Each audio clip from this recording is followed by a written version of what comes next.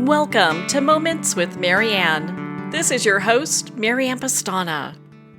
And we're here today with special guest, Lynn Patner, who's here to share with us her book, The Awakened Soul, Discover the Light Within. Are you tired with the way things are and it's just time to change your mindset, heal yourself, and heal your life? Well, today's show is just for you. Lynn Patner is a warm, funny, inspiring, and compassionate teacher. Her mission in life is to assist others on their journey of awakening to their unlimited potential and the uniqueness of their own being. As a social worker and children's advocate for San Mateo County's Children and Family Services, Lynn's years of experience in working with families and individuals that are going through very difficult life transitions has given her a deep level of compassion and respect for others and their individual life journeys. So welcome to the show, Lynn Patner. Hi. Nice to meet you, Lynn. I'm so glad that we're here and we get to talk about your book. I've got to ask you, I was so impressed with your book. It's written so well. There are parts where you laugh, where you cry. What inspired you to write this book now? That's a great question. Really a great question. On this journey of 36 plus years, I have learned I have guides. Everybody has guides. When we're born, we have someone that comes with us. I call them a babysitter. And what I was told by my guide at last year when we were in the middle of COVID was that if you don't write the book now, you're going to miss your opportunity to assist people. So that's why I wrote the book, because I'm lazy. I'm a good storyteller, but writing is not something, I love doing. Writing is a very difficult process for me. Speaking is much easier. So that's what did it. They kicked me in the tush. Well, I'm so glad that you did. It's such a remarkable book. And I think it's just, we were talking about this earlier, it's helping so many people. I understand that you were a social worker for children. How did you even get into that line of work? Well, at the beginning, I was, when I first got married at the ripe old age of 21, I had finished an education major. And I taught Head Start. I think I'm the original Head Start teacher. And in Head Start, I saw what looked like abuse. I did not see abuse. It was on a little boy, Orlando was his name. Excuse me. And it bothered me. And that bothered me. And so I got married and we moved to California. And when my kids were older, I decided I wanted to go back to school and become a social worker, so that I could work in child welfare. And I did. And what drew me to it is I am a mama bear and I'm a protector. And I had to learn a lot on my job about compassion and love for others' journeys. And being a social worker, you're really in the trenches a lot. And all of it was perfectly orchestrated. I cannot tell you how interesting life is for everybody when they really take a look and see how well orchestrated their lives are when they get to a certain point of self-healing. It's pretty interesting as you're walking this windy path that you think you're going to go one place, you end up another. And a lot of times it's exactly where you're supposed to be. Right. Absolutely. Pretty incredible. Yeah. I look at my life kind of the same way. I was like, whoa, how did that all happen? But you have such an interesting background because you really kind of dovetail this educated, mindful, insightful teacher. And you're also doing certified hypnotherapy, Reiki. You've studied like shamanism and, different Eastern traditions. How did you get inspired to move in that direction as well? Well, when we moved to California, I was Donna Reed. I don't know if your listeners know Donna Reed. If they're younger than 40, they don't know Donna Reed. Well, probably 40-year-olds. Donna Reed was a character in the 50s and 60s who was like Leave It to Beaver's mom. Donna Reed wore pearls. Everything was settled in the house. It was she dressed up. She put on lipstick. She was Donna Reed. And I had her as a role model because my mom was older than the rest of the moms. And she wasn't as cute or perky, but I wanted to be Donna Reed. So I was Donna Reed. Then a friend of mine who was a psychiatric nurse introduced me to an individual who was either from Russia or Germany. I'm not sure. He was a doctor.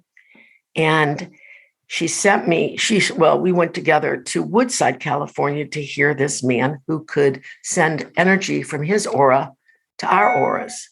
And I, of course, I don't know what an aura is, never heard of an aura, didn't even know what chakras were, but it sounded like so much fun. So I went. I've always liked doing weird things. So this was really good.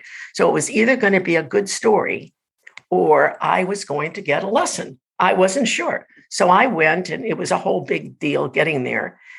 But as I was sitting there watching him with one eye open and one eye shut, because I'm extremely skeptical. I mean, I was raised in the Western traditions. And all of a sudden, something in my head said, shut up, Lynn, and close your eyes. I mean, shut up. What guy tells their kid to shut up? Well, mine did. And I shut my eyes. And with that, there was this huge burst of energy that came up through my core. And it was absolutely phenomenal. I could not believe what I was feeling in my body. And it hit my sinuses and I went, boom, it was like 4th of July. And oh my God, that's what started the whole enchilada, feeling that and wanting to know how is this possible? How do you do this? And then I just said, I'm going to do this. And that's how it started. So I basically went in through energy, healing energy. And I was told, I would like to read you something because I think this will assist people because it's really a pretty neat thing. Oh, awesome. When I was teaching the artist's way, because I told everybody I'd be spiritual in 2 years and they all laughed at me, which I would laugh at me too, but I didn't laugh at me. I just thought I would. And basically I was. I just never got it all downloaded yet. It took me another 50,000 years to get it, but I had fun doing it. But Julia Cameron's book, The Artist's Way, has two things in it. One is a play date and the other is stream of consciousness writing, which is a brain drain, which is phenomenal. And this was very new to me. So I was at work sitting in one of those small dictation booths. And this is what I wrote. There are so many hurting people in the world, all trying to tap their way out of a shell and emerge healthy. So many barriers. Look to do this work joyfully. Don't be your own worst friend. Remember, you are doing the best you can with the tools you have. Allow this process to go on and get out of the way, especially if you're not serving yourself. Always remember you are not alone. There are many entities around who are assisting people in their growth toward the light. They may not be aware of it at first, but the moments of synchronicity are too numerous for the unfolding conscious mind to ignore. It is truly wonderful to observe the positive growth through pain and emerge as a new spiritual being that will shed light on people in their own way. One must experience the pain and anguish in order to see it's only a momentary stop-off in life before they get onto the real work of living. There is a plan for everyone, and everyone must take this journey alone. This is what happened to me. I had no idea what this was about. I just couldn't believe it. I had never done automatic writing. But if you really listen to those words, you will see what I had to learn. I had to heal first in order to heal others or help others heal. So I looked at myself as a midwife of awakening souls because I've gone through the process of birth. I'm still in the process. I haven't fully gestated yet. I'm sure I'm somewhere in there. But that's what I was working in. And I was being led all the way through that. They had told me what they were doing. I didn't get it. So this book really is a bunch of stories to assist people wherever they are, because you'll see how I fell in the rabbit hole. I got out. I learned about discernment. I learned this. I learned that. I learned that a squirrel lady was this incredible woman who validated what I was going through. So my whole book is based on those stories and how I received the information. I didn't know I was being sent. I had no clue. You know, you've heard of this expression, dumb bunny? Mm-hmm. Yep. I'm wagging my little butt.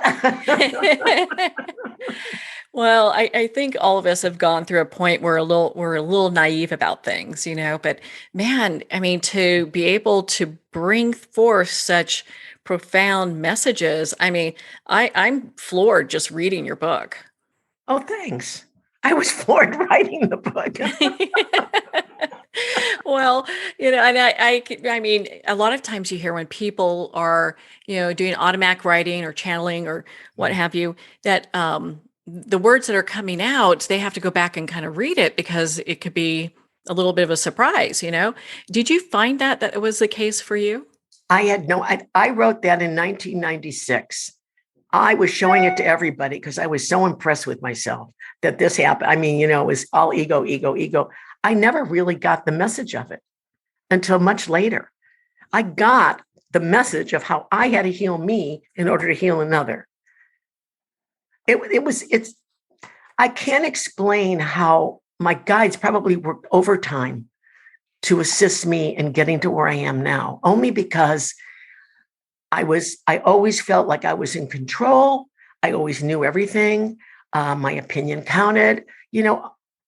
I held people accountable. Responsibility was a really big thing for me. You need to be responsible. And so I had to learn that everyone's on a journey and to have compassion for their journey because it's their soul's journey. I am not here to judge another's journey. And these are hard lessons.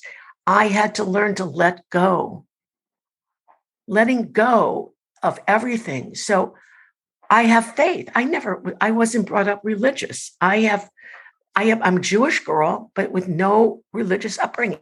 But I have incredible faith now. And it's all built because of that one thing that I was on a path. They told me what I needed to do and where I needed to go. And I followed because I was being sent there and I was curious. I think of all the things that I've learned is my curiosity has always been, wow, this is pretty magical. Let's see what happens here. I'm a believer in fairy tales and I believe in magic. And I've had a lot of really interesting encounters, some of which are not in the book, of course, but I've enjoyed the journey. It's a fun journey. You have to look at yourself, but if you have a mentor, my book is supposed to help people see that they're not alone, that there's other people out there that are, tripping and falling on their face. And what I learned is probably what they're going to learn in their own way. Well, I think this book is so timely because you're talking about letting go. And right now, so many people are doing that, maybe not because they want to, it's because they have to, of a home or a job or finances or a loved one or a beloved pet. I mean, you name it. How does that all tie into your book? Well, I think what I gather is that there's different lessons that you have to learn. So letting go is a big lesson, right? For most people, because they always want to be in control and they only have their attitude to be in control. That's it. But if they don't get their messages, if they don't get their lessons, then what happens is they keep getting repeated until something comes up that can cause them to really sit back and say, oh my God, I've lost everything. Like what just happened in Kentucky, which is so sad. But then it opens up everybody's hearts around them, and including mine, to want to do something for these people who have lost everything in their lives. So these tragedies also show us that we are a loving population of people. We've just gotten off track. Well, on that note, we're going to pause here for a quick break. We've been speaking with Lynn Patner in regards to her new book, The Awakened Soul. We'll be right back after these messages from our sponsors. Are you an actor, public speaker, or an executive telling your story over Zoom? Jean-Louis Rodrigue and Scott Weintraub's new book, Back to the Body, takes the process they use to coach top Hollywood talent like Margot Robbie, Jack Black, and Ke Huy Quan and makes it available to everyone. Using your body and its energy as a point of departure, your work will gain an enhanced level of performance and depth. Back to the Body, Available on Amazon and wherever books are sold. Every day, pets are surrendered and abandoned. For these helpless and hurting animals, Paws Humane Society acts as a voice for the voiceless, providing hope for a brighter future. You can make a difference in the life of a shelter pet. Become a humane hero today. Just $10 a month will provide much-needed food, shelter, medical care, and love. It takes a community. It takes heroes like you. Together we can. Together we will. Together we are Paws Humane. Visit pawshumane.org to be a hero in every animal story. What if everything we think we know about addiction, depression, anxiety, and trauma is missing the one key element that will actually let you walk away from them for good? My name's Bob Gardner, founder of The Freedom Specialist and creator of a body-based approach that eliminates suffering and creates happiness, health, and well-being on autopilot. You can read all about it in my book, Built for Freedom, or start your own adventure toward lasting freedom at thefreedomspecialist.com. If you want to stop divorce fast, you do not need to waste years in therapy. You do not need to work on yourself, and you do not even have to have your spouse on board. If your spouse wants out, if they're filing for divorce, separation, or having an affair, what you need is a proven process to turn your marriage around. Book a free breakthrough session with us at highthrivecoaching.com/apply. Dr. Richard London, who has 25 years of experience being known as the Man of Steel with the Heart of Velvet, presents the Life Wellness System, The Road to Yes, a mentoring system that brings you to becoming a wellness heir. Imagine having wealth, wellness, love, peace, and spirituality in abundance and balance now. Visit doctorateoflife.com or call 720-213-8021 for a free 15-minute wellness evaluation. The first thing you need to know about me is that I love my kids, but they are not my everything. They used to be, but that's when my entire life fell apart. In order to pick back up the pieces, I had to put the love I have for myself before everything else, including my kids. I'm Jessica Dennehy, and I own multiple businesses. I'm a best-selling author, and I have all the strategies that I've used to make my life what it is today. And I'm going to teach you how to do them in my new book, Selfish is a Superpower. So go get your copy today on Barnes & Noble or jessicadennehy.com. Announcing a revolutionary tool for wellness. Scalar Light has the ability to enhance and harmonize your own bioenergies. With Scalar Light, you can get started in just minutes and begin feeling better the very next day. Scalar Light is a remote energy that gently and subtly works with your own body's bioenergies, increases pro-cellular wellness, and enhances your body's immunity. Experience the benefits of Scalar Light. Try a complimentary 15-day experience at scalarlight.com. In your hands lie ancestral patterns. These patterns shape how you think, what you struggle with, and experiences you love, your life pattern. We're going into the latest neuroscience of biological hand analysis, a realm beyond palmistry where science and the soul entwine. Hand analysis is the latest method to transform lifelong patterns. I am Master Hand Analyst Brent Bruning. Join us and visit thepowerinyourhands.com.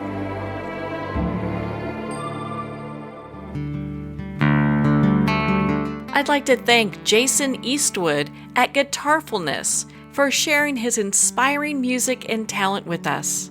His music is known worldwide for cultivating atmospheres of harmony, inner peace, and clarity. Visit Jason's website at guitarfulness.com. Join his newsletter, be part of his community, and download his music.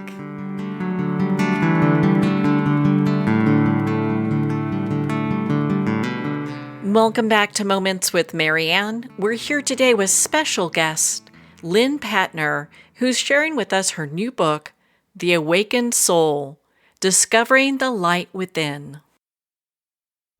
Before we left for break, we were talking about humanity, and it seems in many ways that we've really gotten in the weeds with how we treat one another.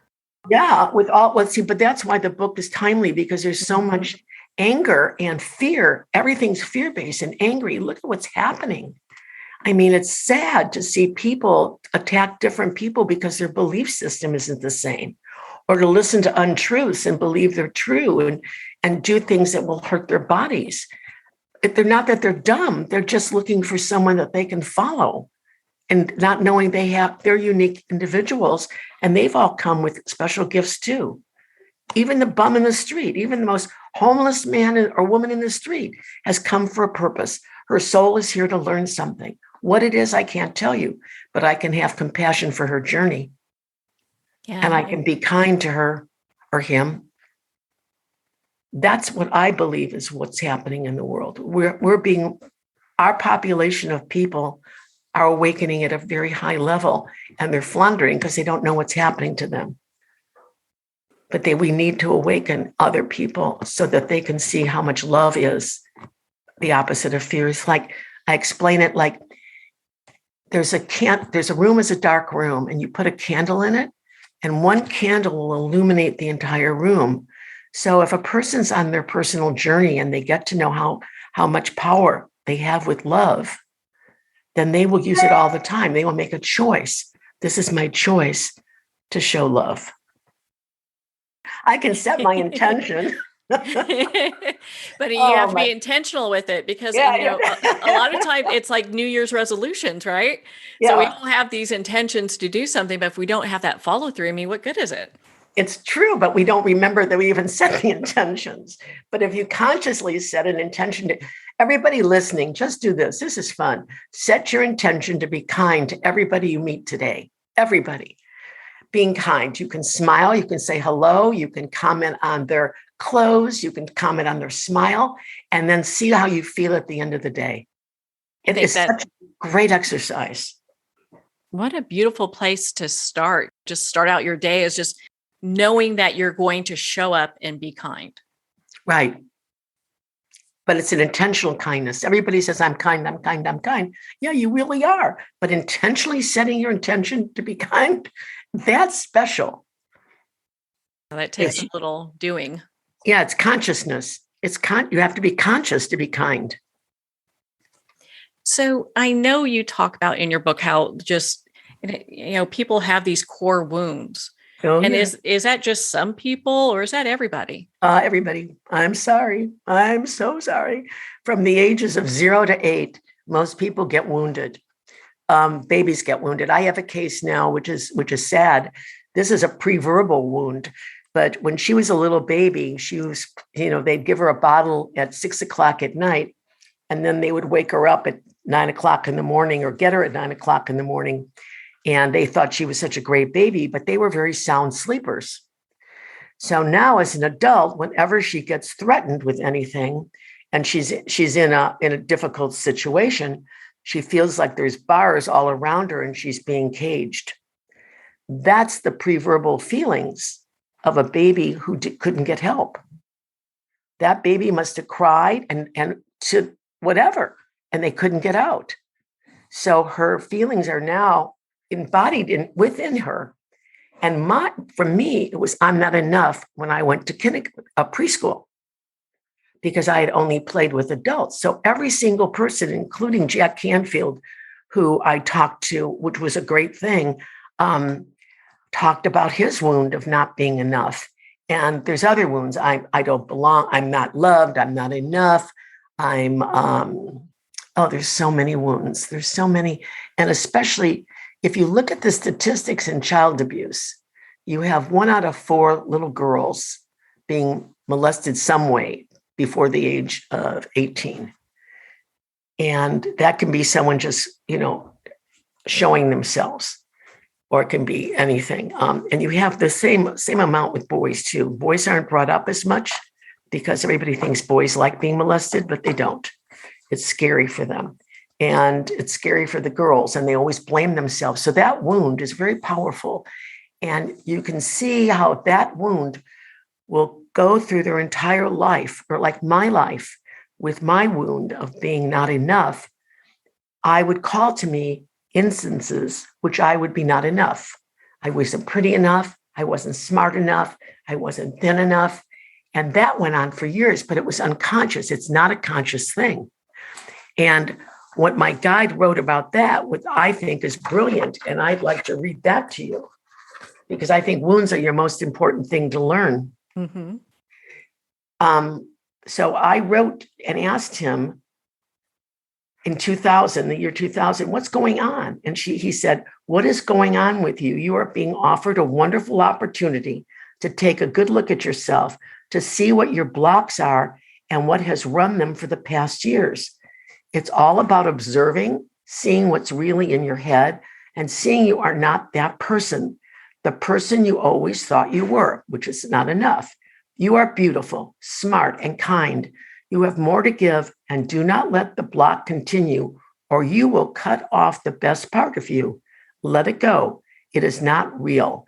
It is merely a perceived thought process you have used for most of your life. No one is better or worse than another. Everyone has blocks, worries, and fears. It is not wise to stay attached to old wounds. It serves no purpose. Yet, with that being said, my last wound showed up in 2021.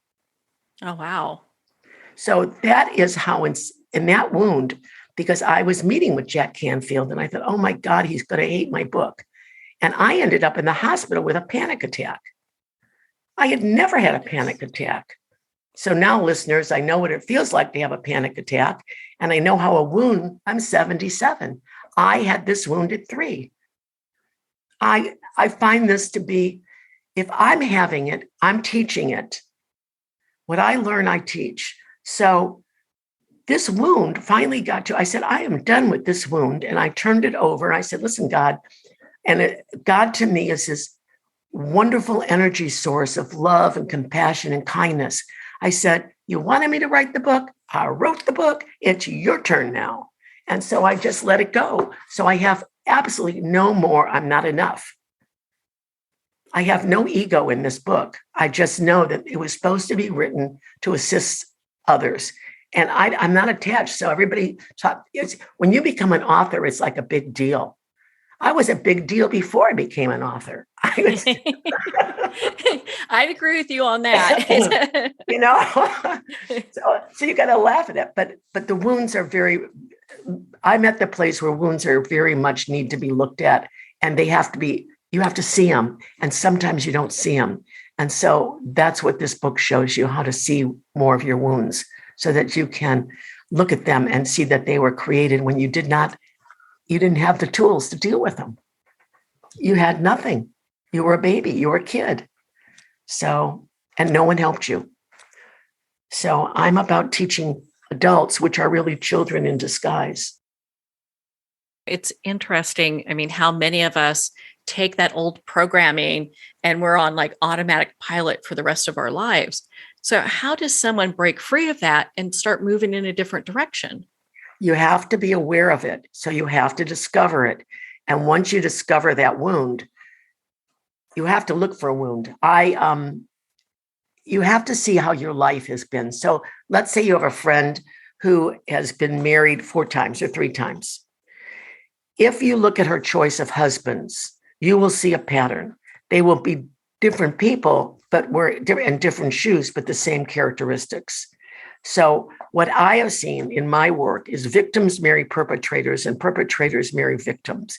And if you come from these homes of alcoholism or child abuse, you need to work on your wounds, whether you work on them through a therapist or, which is I do suggest therapy if you've been wounded anyway with alcoholism or sexual abuse or emotional battering.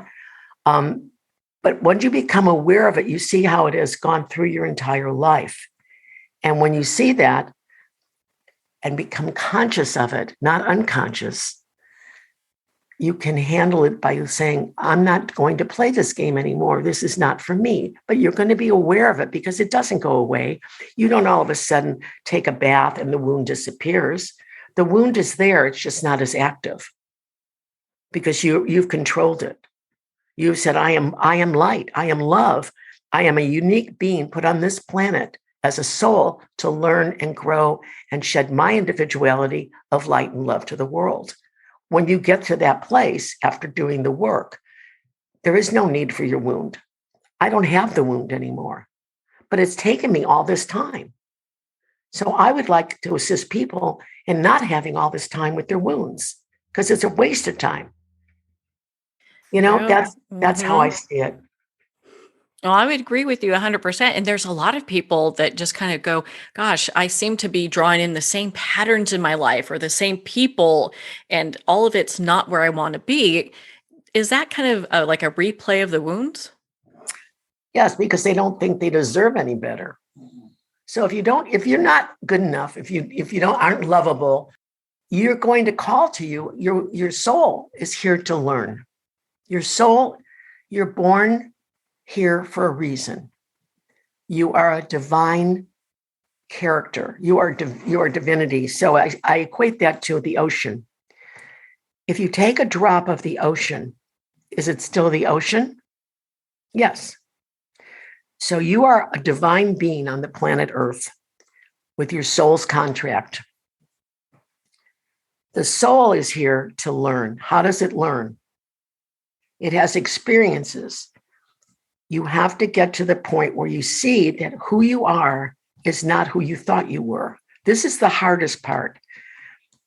After you've experienced a lot of these synchronicities in life, when you can look back and say, oh, that person showed up just when I needed them, or this person, doing these radio shows, I have had people all over call me or email me, wow, I didn't know this, or I didn't know that, or blah, blah, whatever. So I'm touching somebody, which is all I want to do anyway. But when you see that you have something that travels through your life, that's when your soul is bringing you those circumstances so that you can leave them and find out who you are. You're unique. What do? You're running radio shows. You help writers. You do all of this stuff. I wrote a book. We're all helping. We found our unique gifts. And we have also found out that we are love and light. And we are here to assist the planet out of darkness, because what's happening in the planet is very dark right now. And that's why this book is timely. We need people like me. There was a movie star. He was interviewed, can't remember, but he wrote a book, and people will read his book, and it's about his journey. And he's very spiritual. So this is a great gift of your soul. And if you join the bandwagon and you say, I want to be spiritual in 2 years, or I want to learn, or I'm curious and what she said, and how about energy and all this, you will be led. Your guides will hop off the couch. They'll open a bottle of champagne. They'll eat bonbons and they'll go, woohoo, we're starting. So, we got a live one. Well, and I'm sure things must change so dramatically when, we're able to face the things that we want to change. Yes, but it's not a mind change. It's a heart change. See, we're brought up to think. This has to do with the heart. This is opening the heart to love you. You have to work on healing your heart in order to love you, in order to love someone else. That was the big thing. Wow. Yeah, it's not as easy as your mind doing this stuff. It's not a mind thing, because your mind got you into it. Your mind is your ego. Your mind's great, but for research. But when it comes to opening up your soul work, it's all heart. If you look at the masters, it's from their heart. Well, I felt your book, The Awakened Soul, was such an amazing read. I highly suggest it. Lynn, where can our listeners connect with you and be part of your community and learn more about your work? I have a webpage. It's lynnpatner.com. And how else and I have an email. People can email at lynnpatner@gmail.com. I try to keep my name simple. Make it easy. I know. Well, Lynn, thank you so much for taking the time to be on the show with us here today. Well, thank you for having me. It's really been a pleasure. Well, thank you, Lynn. It has been such an honor to spend this time with you and to talk about your book, The Awakened Soul, Discovering the Light Within. The Awakened Soul is available at Amazon, Barnes & Noble, and everywhere books are sold. And remember, support our indie bookstores. If it's not on the shelf, just ask for them to order it. You can visit Lynn at her website. That's Lynn Patner, that's spelled Patner.com. Well, we're at the end of our time today. I'd like to thank everyone for tuning in.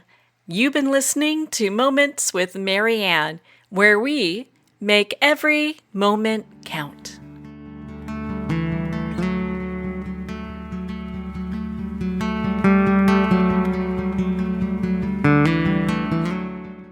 In a single moment, your life can change. Moments with Marianne is a transformative hour that covers an endless array of topics with the best of the best. Her guests are leaders in their fields, ranging from inspirational authors, top industry leaders, and business and spiritual entrepreneurs. Each guest is gifted and a true visionary. A recognized leader in her own work, and while teaching others to develop, refocus, and grow, Marianne will bring the best guest and sometimes a special surprise. Don't miss this. You never know just which moment will change your life forever.